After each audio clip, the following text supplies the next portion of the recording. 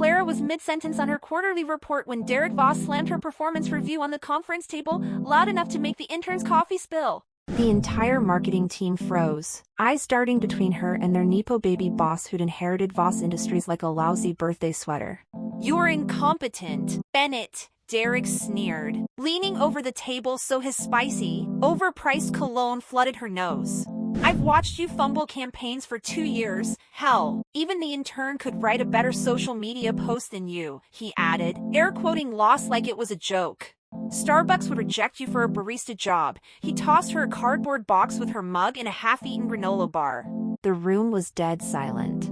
Clara's cheeks burned, but she didn't cry. She'd saved all her tears for the stairwell later where she called Marcus in Mandarin and yelled, "He called me lazy." Me.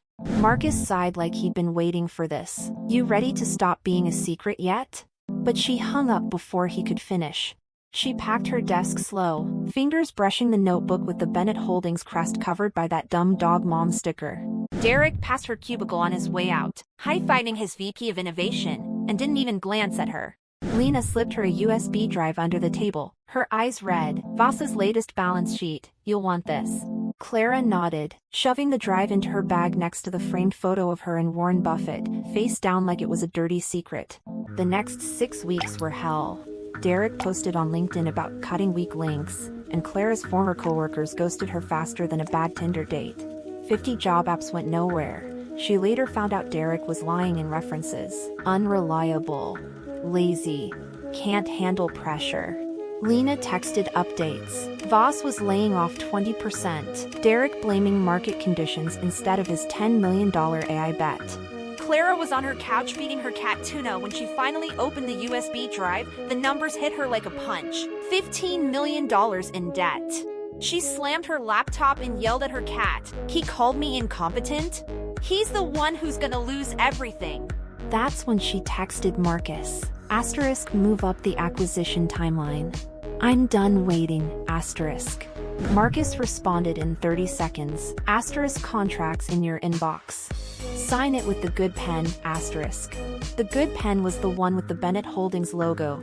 She kept it under her couch, hidden from Lena who'd started asking about blazers and coffee. The coffee guy was Voss's board chair, a contact from Bennett Holdings who'd known her dad. Someone snapped a photo and sent it to Derek, who texted the team, "Look at our little loser begging for scraps." Clara saw the text and smiled.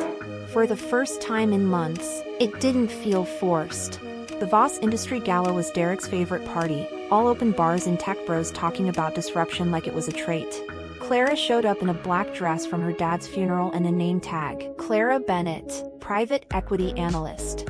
Derek spotted her 10 minutes in, holding a champagne flute and laughing with a VC he'd been sucking up to.